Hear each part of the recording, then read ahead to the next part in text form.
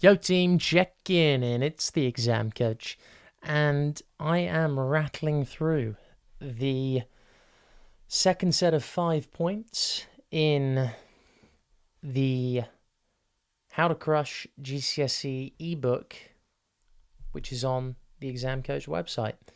Just going through the 10 simple steps that I lay out in the ebook, and these are the second set of 5 that I'm about to go through. So, where were we? We were on using effective revision technique. So, revision technique, really, really important. And these are the key techniques that you're using day in, day out.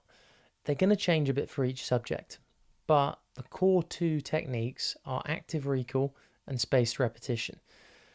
It's an interesting one because I think I get a lot of students asking me questions about how do I revise, how do I revise, how do I revise. You give them the 2 main principles, and with that, I think that you should, to a certain extent, be able to just take them for what they are, understand them as a principle, and then just apply them in your own way that works. So I'm going to go into what they are, and then maybe you can think of some ways that you can apply them to ways that you already know that you actually kind of understand information that way. You can take it on board. So if you're a visual learner, if you're a kinesthetic learner, if you like listening to stuff, whatever it is, doesn't matter. It matters that you just understand the principle at play here, which is either active recall or spaced repetition, and then you can yourself look at, right, this is how I learn. Let's try and figure out some cool ways that I could actually implement this. And I think you taking the initiative there is really interesting, because then you kind of own your own technique. You feel as if this is my way of doing things. This is my way of doing my exam revision. And it's nice that you have this kind of bespoke way or training program of doing things. Whereas it doesn't quite feel the same when someone's kind of giving you this menu of items to look through. I remember I had a person come in to my school when I was probably about 17, just about to take my A-levels, and they talked through a whole load of revision technique, and I didn't use one of them because I just couldn't relate to any of them. I didn't feel like I had come up with them, and I would have much rather preferred just being given the data and the science and the previous research on what actually works in general as principle, and then I could go and say, okay, let's try and just apply those principles to the work I'm doing and figure out my own little system. I know that some people want to be teed up or directed a bit more than others, so willing to discuss with anyone who has questions there, but that's just my view on it. Anyway, active recall. Essentially, what active recall is it's just testing yourself. It's forcing yourself to actively retrieve the information that you've just studied from your brain. So really, as a first step, any kind of study session you have, study session being you've got a revision guide open, a syllabus there, maybe a past paper or a mark scheme within arm's reach, and you're taking notes on the revision guide, perhaps being guided by the syllabus. You're taking notes, you're extracting the detail that is reflected on the mark scheme, and you're basically just trying to understand a new topic or review a new topic. The key thing that you want to be doing at the end of that session is just pushing everything to one side for a minute, including your notes, and then just try and write down anything that you can remember. That is active recall. Without looking at the stuff that you've just written, try and remember some of the stuff that you've just written. Or maybe what you do is, instead of writing it down, you just push everything to one side, walk away from the desk for a bit, take a walk, and just think for a minute about what you wrote. Can you remember any of it? What are the key words that stood out? That's revision. Okay, it's not exactly the most structured form of revision, but it's revision. It's just forcing your brain to recall the information. Really, really simple stuff. And you can do it anywhere. I was doing random things like, my school, between the age of 13 to 18, it was on a big hill. And you'd have to walk up this hill and down the hill. My house was on the top of the hill, or boarding house was on the top of the hill, and lessons were at the bottom. So I had about a 7 to 8 minute walk up and down to lessons or classes. And on the way up and down, if I was on my own, this is obviously I wouldn't be doing it with my mates, otherwise they'd think it's just weird. I would be going through the lessons that I was just in and trying to get myself to recall what actually happened. Like, come on, James, you haven't just sat through that and taken in nothing. Can you actually recall anything? What were the key things that teacher mentioned? What were the key things that you didn't understand? Can you even remember them? So then you can go back to your room, have a look at those things, read through some stuff, and then see if you can recall it on the way back down the hill. That kind of constant testing and just understanding that actually just getting yourself to pull the information out of your brain is going to help you remember stuff. Like, it's scientifically proven. There are plenty of studies that have shown this, and I will start linking some in YouTube videos if you want to see that. Just from my perspective, whenever I was watching study content, I didn't actually want to know, the exact precise like scientific experiment. I was just very hands-on in terms of give me what I need to do, give me the proven technique, and I'll go and do it. I'll go and apply that principle, because then I'll get my revision done and I'll have loads of other time to do the stuff that I probably prefer doing instead of revision. Like going outside, playing sports, chilling with friends, having a wide range of activities that you can do because your revision is very efficient and you're using the tried and true, most effective way of remembering information. Now, the other thing that you need to think about is spaced repetition. This kind of goes hand in hand with active recall. So you're forcing yourself to recall the information, but you're spacing out the repetitions of it over time. And these repetitions, I'd say at the beginning, want to be fairly close together. So for example, you've just studied something, you've done your first kind of active recall test. The next day, you want to relook at that. You want to relook at maybe the notes and then do another little active recall test. The next day, perhaps you don't look at the notes and you just do an active recall test and write out the heading, and then you try and write out the bullet points underneath it that you took in the notes. You might not get any right. You go back, you review the notes, and you go through the cycle again. And you space the days out further and further. So perhaps a couple of weeks down the line, you're only looking at that, or you're only doing the active recall test every 3 days or so. Meaning you are getting closer and closer to forgetting the information every time. But just before you forget it, you have an active recall session again, plus study backup session if you don't get the questions or you can't recall everything that you wanted to recall. So you study again. You've got that refresh again and again and again. And over time, it will go into your head. It will sink in. And you see this in loads of kind of training programs, whether it's sport. I think the one for the layperson is the gym, going over a set period of time, almost using incremental weights to put the muscles under more stress. You see it with so many different things, in that if you do something consistently over an extended period of time and push yourself a little bit more, a little bit more, a little bit more incrementally over time, you do get stronger. The human body adapts, and so does the mind. So think about that. Really, really important. 2 techniques there that you can apply in your own way to your subjects. Doing the little things every day which accumulate to make a huge difference. And really that's what you got to be thinking about, is what is my daily routine looking like? What's my exam routine? And how am I actually accumulating gains over time to make progress here? Little things that you can sprinkle in there as well is physical activity. You got to be getting that done. 20 minutes a day at least of intense exercise. I tried to do every day. Every other day is okay. Just whenever you feel stressed, really, is a rule of thumb. If you feel stressed, get outside, get some exercise done. Boom. You can then open up the rest of your routine and start attacking the day again. Your mental state needs to be managed. So for example, a screen-free time, 10 minutes to 1 hour in length, could be done. Definitely. Every day, just think about that. Putting down the smartphone, not constantly sifting through content, being reactive. The other thing is the work, the revision. be specific with when your sessions start and end. I don't like getting too tetchy with time, because then I think it encourages students to be like, oh, I've revised 8 hours a day so that I will get this grade. That's not how it works. I've said it so many times, but revision and exam success works according to the amount and quality of your practice. Now, by amount, I mean syllabus coverage. I don't mean time, because you can be sitting there at your desk being like, oh yeah, I'm smashing it. 1 hour's passed by, I've just smashed an hour of revision. That's probably a grade 2 at least at GCSE.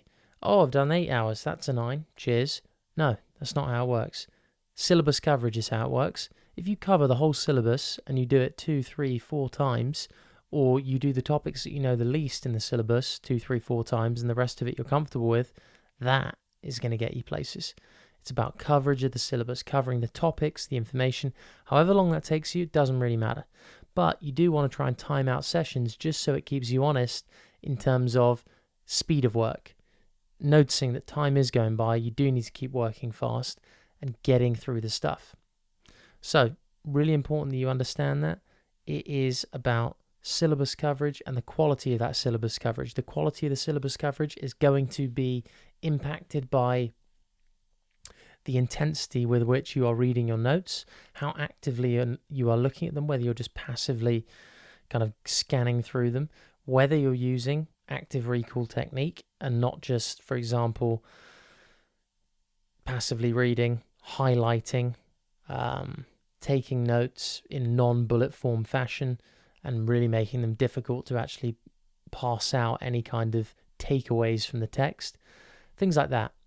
The other thing is preparing for your exams as if you were a professional athlete. So this is another point in the ebook, and it's something that I really like to think about when I think about exams.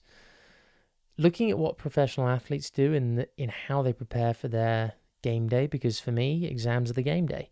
How do they prepare for their game day? They have routines. They have the way they do things right the way up to their game day. They have their tactics in the game, and then they have their cool down, their post-game analysis. You should have all of that for your exams. I talk about this loads in the 7-day exam plan, because I truly believe that it helps students really figure out and get that confidence about what they're doing, why they're doing it, and just makes them feel as if they're fully prepared for these things. And it does. That's why a pro athlete does it.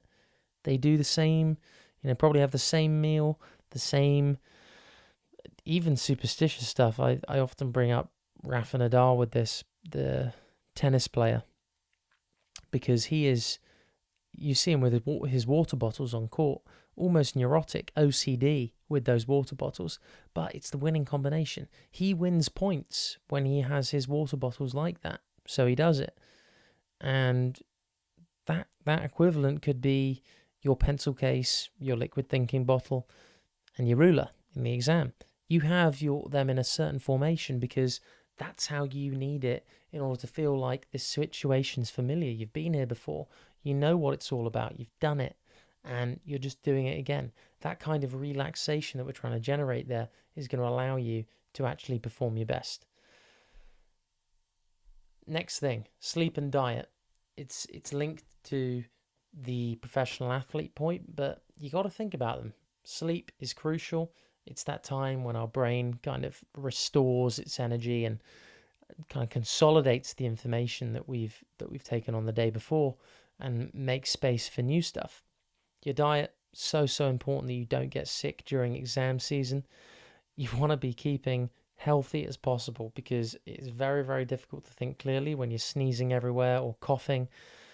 Really focusing on the exercise, the diet, the water intake, crucial to keeping your body healthy, the vitamins, all that. Next thing, moving on, having a pre, during, and post-exam routine. This is interesting because I think a lot of students, especially, for example, I'm just looking at post-exam here, can get put off by not knowing what they're actually doing after an exam. What's the objective? A lot of students, I think, the objective is talk through the answers with other students. Really, that's only going to go one way.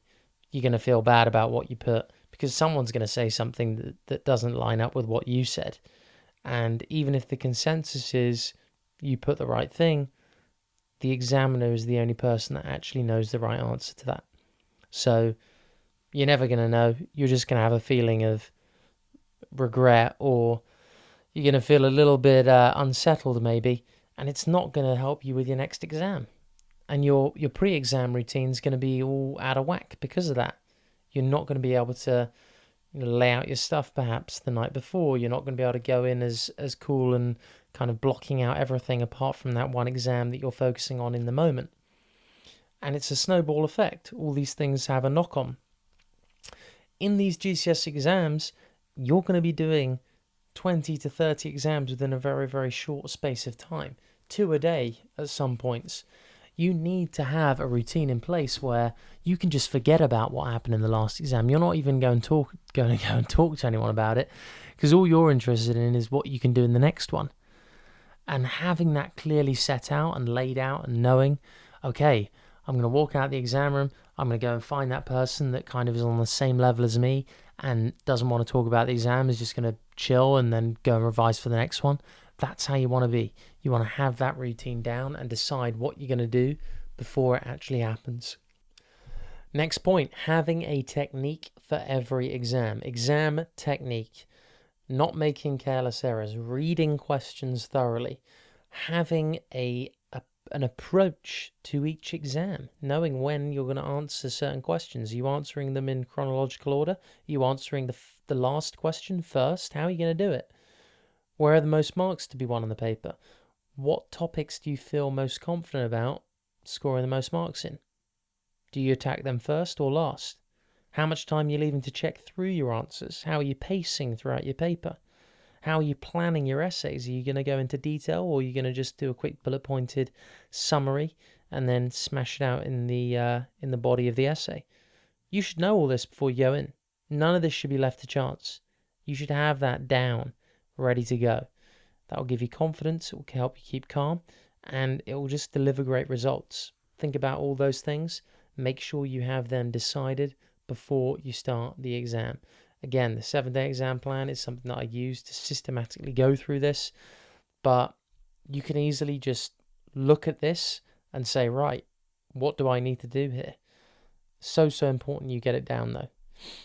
The next thing, the final thing actually, and the bonus tip, is something that I'm hugely into and passionate about, because I genuinely think it is either the biggest hindrance or biggest help to someone's exam preparation and performance, and it is the smartphone.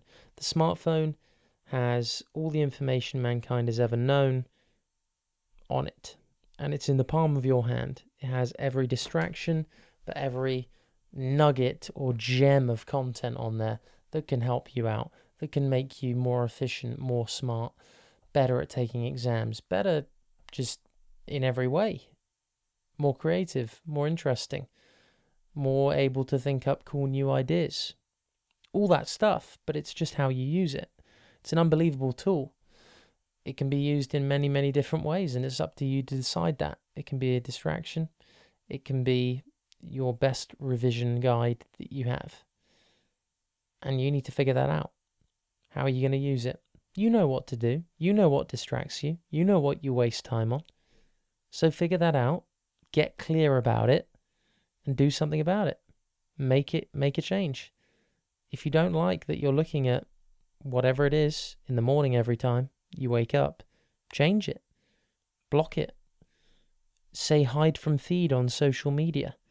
Whatever it is, change it for exam season. And remember, actually I brought up a good point there. You can fluctuate or change and adapt your smartphone settings to times of the year. If it's exam season, you want to be making a couple of changes. If it's the summer, you want to be making a couple of changes. adjust your feeds, adjust your smartphone to the time of the year and your priorities. And then you're going to be in a good spot for whatever you want to do, for whatever your priority is. Really great way to think about it there. I definitely want to see more students doing it, and I'm always thinking about how I can optimize the way I use my smartphone and get it working for me, not against me, as much as I can, and really deciding for myself what I want to do with it rather than being open to suggestion and nudging from the forces at play on the smartphone. So to conclude, the new GCSE is going to be challenging. There are a number of positives here that I would encourage you to see. You're gonna learn a lot about yourself through this process, and you're gonna grow loads. Especially if you put in a lot of hard work and effort, you're gonna grow massively. Also, just put these exams into context. I've said it before, but they don't determine who you are, who you will become. They don't determine any level of self-worth. In fact, all they really do is give you an opportunity to prove that you have a certain type of intelligence which much of society and the job market values. And if you have that, great. But you could have bucket loads of creativity and bucket loads of other stuff that is also valued to society, but isn't kind of in this system of, or in this as easily measured as exams, or how we found exams to be so far. And finally, one thing that I want to call out in the ebook is I've put a good video, or linked a good video in there about exam stress that you should definitely have a look at. Take a look at that ebook. It's on the website, and have a read through. Just constantly refer back to it.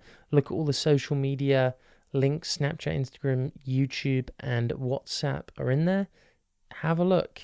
Get on them. The constant reminder every day of the best techniques, what you should be doing, the basics.